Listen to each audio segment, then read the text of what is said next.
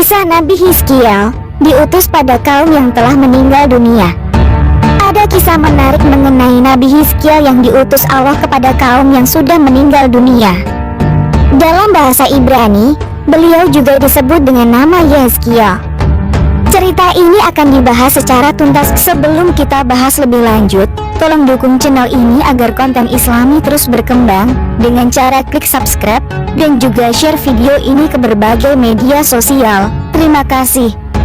Dikisahkan bahwasannya sosok Nabi Hizkiel diperkirakan hidup di kisaran tahun 591 sebelum Masehi, atau kurang lebihnya sekitar 600 tahun sebelum kelahiran Isa, serta hidup setelah masa Nabi Musa. Adapun makna dari kata Hizkiel alias Hezekiel itu sendiri adalah Allah menyucikannya, serta dianggap sesuai dengan bagaimana sikapnya di mana Allah sendiri seolah menjauhkannya dari dosa. Menariknya, kisahnya sendiri tercantum dalam Al-Quran, tepatnya di surah Al-Baqarah. Hanya saja sebagian dari masyarakat Bani Israel menganggap dirinya sebagai sosok yang sakit jiwa. Nabi Hizkiel sempat menjadi pemimpin setelah wafatnya Khalid bin Yufana. Lalu bagaimana kisahnya Nabi Hizkiel diutus kepada kaum yang sudah meninggal? Berkisah pada sebuah daerah bernama Dawirdan atau Azirat dalam bahasa Arab. Lokasinya sendiri terletak dekat Irak.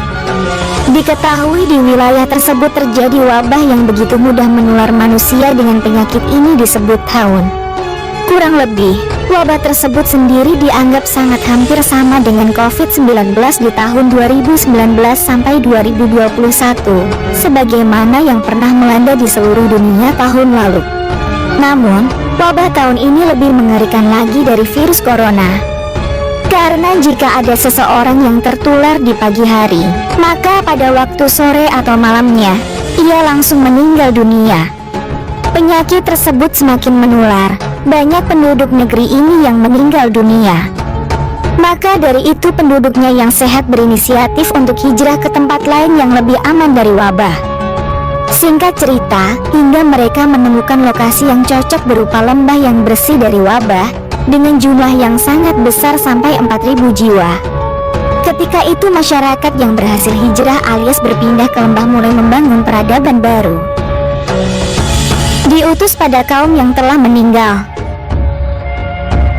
4.000 orang yang mengungsi karena penyakit menular tersebut.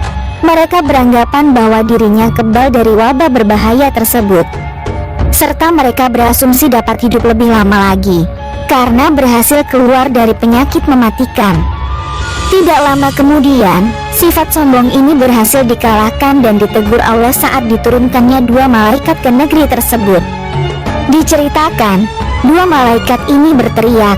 Suaranya itu sangat menggelegar, melebihi suara petir, hingga mampu memekakan telinga, sampai-sampai membuat semua masyarakat yang ada di lembah ini meninggal dunia akibat kerasnya suara teriakan malaikat.